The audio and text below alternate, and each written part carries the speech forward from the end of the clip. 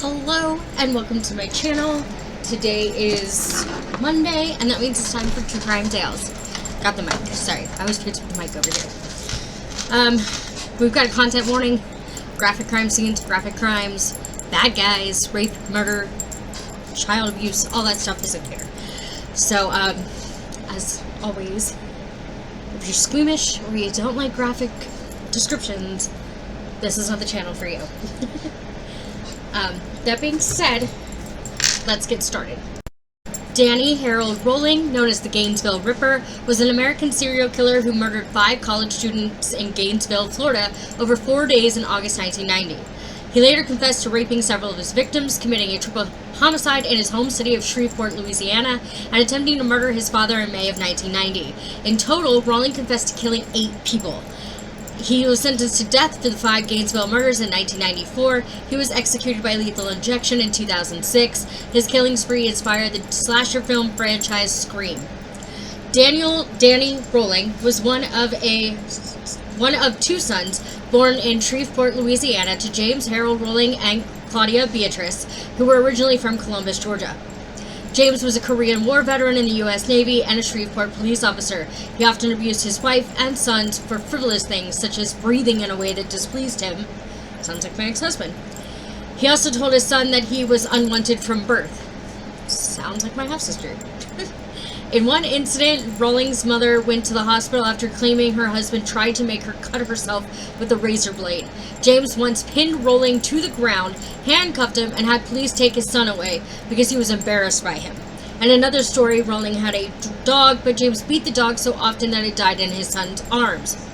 As a teenager and young adult, Rolling was arrested several times for robberies in Georgia and Alabama and was caught spying on a woman getting dressed. As an adult, he had trouble trying to assimilate into society and holding down a steady job. So basically, he didn't fit, and he had very difficult time trying to make himself fit, if you get what I'm saying.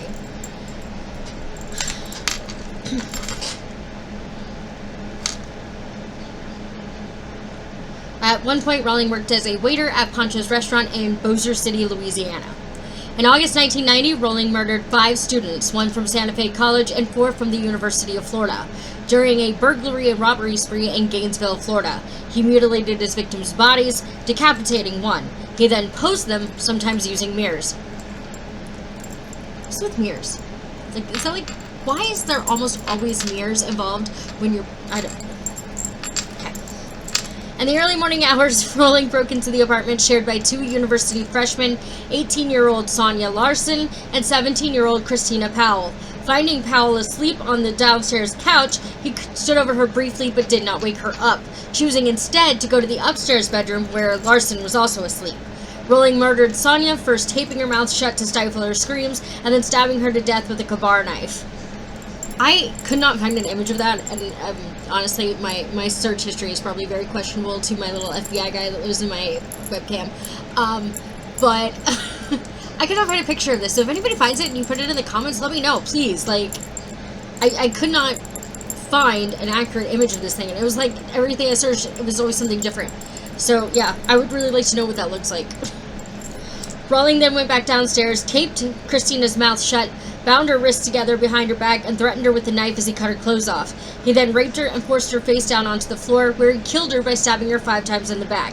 After killing Christina, Rolling went back upstairs and raped Sonia's corpse. He posed the bodies in sexually provocative positions and took a shower before leaving the apartment. It's like, you would have to be so brazen, because, like, how do you know for sure somebody's not gonna, like, walk in, or, like, somebody didn't hear the noise, or, like, I don't know. I don't know. Rolling broke into the apartment of Krista Hoyt, an 18-year-old chemistry honor student at Santa Fe College, prying open a sliding glass door with a screwdriver. Finding she was not home, he waited in the living room for her to return. Between 10:30 p.m. and 11 p.m., Krista entered the apartment after playing racquetball with a friend and was surprised by Rolling, who placed her in a chokehold. If everybody understand this, they can, like, cause you to pass out if you do it right. This is my understanding. I've never been in a chokehold. I don't ever want to be in a chokehold, but from what I understand, they can make you pass out. After she had been subdued, he used duct tape to gag her mouth and bind her wrists together behind her back and led her into the bedroom where he cut the clothes from her body and raped her. As in Christina's murder, he forced her to lie face down onto the bed and stabbed her in the back, rupturing her aorta. He flipped her body over and sliced her abdomen open from her pubic bone to her breastbone. After arriving back at his campsite, Rolling could not find his wallet. Thinking he may have lost it at the murder scene, he returned there, at which time he decapitated Krista, posed her body in a sitting position at the edge of her bed, and placed her head on a shelf facing the corpse. Man's got issues. He later claimed his intent was to shock whoever discovered her. By this point, the murders had attracted widespread media attention. Many students have begun taking extra precautions, such as changing their daily routines and sleeping together in groups, so that really stops people, because they won't just kill a whole group. I mean, like, Ted Bundy took out a whole sorority house in no time. So, like, that doesn't really help, but I understand the, like, thought process behind it. It's just unfortunate that that doesn't guarantee your safety anyway, because, like I said, Ted Bundy took out a whole sorority house in no time. And he did it in, what I think they said, like, less than 15 minutes. So, yeah, that's sad. That not even changing around or having somebody spend the night with you is a deterrent, because it's just sad. Because the spree was happening so early in the fall semester, some students withdrew their enrollment or transferred to other schools. Tracy Paulus, who was 23 years old, was living with her roommate Manny Tobadoa, also 23. Rolling broke into their apartment by prying open their sliding glass door, and with the same tools he had used previously. Rolling found Manny asleep in one of the bedrooms and killed him after a struggle. Hearing the commotion, Tracy went down the hall to Manny's bedroom and saw Rolling. She attempted to barricade herself in her bedroom, but Rolling broke through the door. Rolling taped her mouth and wrists, cut off her clothing, and raped her before turning her over and stabbing her 3 times in the back. Rolling posed Tracy's body, but left Manny's in the same position in which he had died. With the exception of Manny, all the victims were petite white brunettes with brown eyes like Rolling's mother. Clearly, there was some hatred there. I understand that that's usually what it comes back to. They always look like, I don't know, a jilted lover or the mother or even the stepmother or sister. They always look like somebody that's jilted them in some way. But as you can see, he really did not care to kill men. And I think the only reason that he did kill Manny is because Manny was there and Manny was a witness, and he had to make sure that if he wasn't going to get caught, that there were no witnesses left. So I don't think that, like, the murder of Manny did anything for him. I think it was just, you know, that no witnesses, no loose ends type thing. It's unfortunate. So that means that Manny was just, you know, an unfortunate in the wrong place at the wrong time situation, but still, it's very sad, and he deserves as much recognition as the women, because even though if he wasn't the target, he was still an innocent victim. Although law enforcement initially had very few leads, police did identify 2 suspects. One suspect, everyone always happens when I'm filming, sorry, was Edward Lewis Humphrey, a 20-year-old University of Florida student who had a history of mental illness and had previously been convicted of felony assault against his grandmother. He was held in custody for 5 months until a grand jury refused to indict him on the murder charges, citing insufficient evidence. Humphrey's photo was shown repeatedly by media outlets. Authorities publicly cleared him of all charges after Rawlings' arrest. He started taking medication for his manic depression, graduating in 1994 from a local college, then worked while studying part-time, graduating magna cum laude at 2000 from the University of Central Florida. The other suspect was also later cleared. Louisiana police alerted Florida authorities to an unsolved triple murder in Shreveport on November 4th, 1989. Detectives noted that there were similarities between the Gainesville murders and those of 55-year-old Tom Grissom, his 24-year-old daughter Julie, and his 8-year-old grandson Sean. The family had been attacked in their home as they were preparing for dinner. Afterwards, Julie's body had been mutilated, cleaned, and posed. Don Maines, an investigator on the case with the Florida Department of Law Enforcement, traveled to Shreveport in November 1990 because of the similarities between murders committed in Gainesville and murders committed in Shreveport.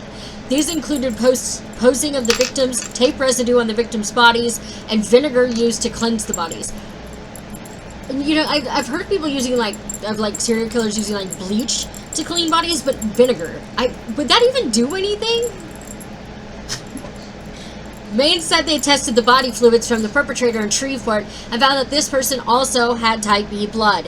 He called the match to the evidence in Gainesville a revelation in the case. Shortly after Maine's trip to Shreveport, a Shreveport resident, Cindy Jurisic, called Crime Stoppers and reported that Danny Rolling was possibly connected to the murders in both cities. 3 months later, in August 1990, Jurisic heard a news report about a string of the murders as she traveled through the Florida Panhandle. The report made her think about Rolling, whom she had met at her Louisiana hometown church, and his possible link to the murder of the Grissams in Shreveport. Rolling had said deeply disturbing things to both her and her then husband, Stephen Dobbin. He'd come over every night for a while, and then one night Stephen came in and he goes, "He's gotta go." Jurisic said she also said Dobbin told her that Rolling had told him he had a problem. I said, "What kind of problem?" And Stephen said he likes to stick knives into people. Jurisic said she dismissed these comments when she heard about them because she did not want to believe Rolling could be responsible for the murders in Shreveport. Rolling had also told her, "One day I'm going to leave this town and I'm going to go where the girls are beautiful and I can just lay in the sun and watch beautiful women all day." News of the Gainesville murders haunted Jurisic, so she finally contacted police in November based on her hunch about Rolling's connection to the murders in both cities. "It would not let me rest," she said. "One day I picked up the phone, I called Crime Stoppers, and I said, quote, 'I think there's one guy y'all need to investigate. Danny Rolling,' end quote." Investigators responded to the tip and quickly found Rolling, who had been arrested on September 7, 1990 for an Ocala, Florida supermarket robbery. The robbery had been committed 10 days after the bodies of Tracy and Manny were found. Rolling was being... I don't know, this keeps happening. I'm not even tired. It's just like... Rolling was being held in the Marion County Jail 40 miles south of Gainesville. Investigators determined that Rolling had type B blood, like the suspect in both the Gainesville and Shreveport murders. Once Florida investigators realized that Rolling had multiple convictions for armed robbery, they realized he could have also been responsible for the bank robbery that occurred on the day Krista Hoyt's body was found.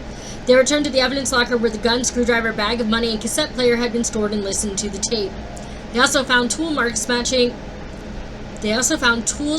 marks left at the Gainesville murder scenes. The small campy where he had been living was in a wooded area near apartment complexes frequented by students. Investigators discovered audio diaries he made there, alluding to the crimes. Later it was discovered on August 5, 1990, Rolling broke into the home of Janet Frackus in Sarasota, Florida. Fracky in Sarasota, Florida. He bound and gagged her with duct tape while he sexually assaulted her but did not kill her. In November 1991, Rolling was charged with 5 counts of murder. He was brought to trial nearly 4 years after the murders. He claimed his motive was to become a superstar, similar to Ted Bundy. Now that's who you should be comparing yourself to. Listen, if there's anybody in this world that you want to be like and it's a serial killer, then you need help. More help than I could give you. And probably more help than a therapist. So, yeah, let's not do that. I also don't know that I would call Ted Bundy a superstar. In 1994, before his trial could get underway, Rolling unexpectedly pleaded guilty to all charges. Subsequently, state attorney Rod Smith presented the penalty phase of the prosecution. During his trial, Court TV conducted an interview with Rolling's mother from her home, during which his father could be heard shouting off cameras. But he didn't want to be on camera, I guess, but he still wanted to say his piece, but he didn't want to say it directly to the camera, so he just kind of shouted it from his kitchen, is what I was understanding. So, like, yeah. On April 20th, 1994, Rolling was sentenced to death. Rolling was diagnosed with antisocial personality disorder, borderline personality disorder, and paraphilia. Shortly before he was executed in Florida for the series of killings in Gainesville, Rolling claimed responsibility for the Shreveport murders, handing his spiritual advisor, Reverend Mike Hudspeth, and Florida police a handwritten confession and apology.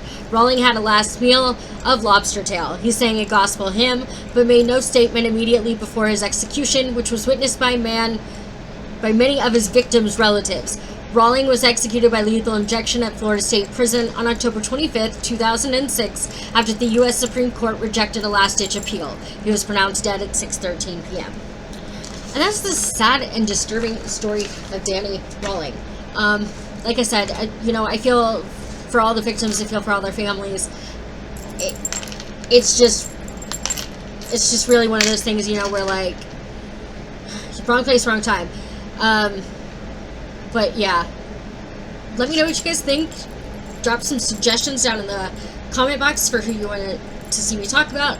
Also, Halloween's coming up. I do that the whole month of October, so if you could drop some cases that you'd like to see me cover for Halloween in the comment box, that'd be great. As always, please don't do anything I wouldn't do. Be cautiously kind to others. Make good choices, and I'll see you guys later. Bye!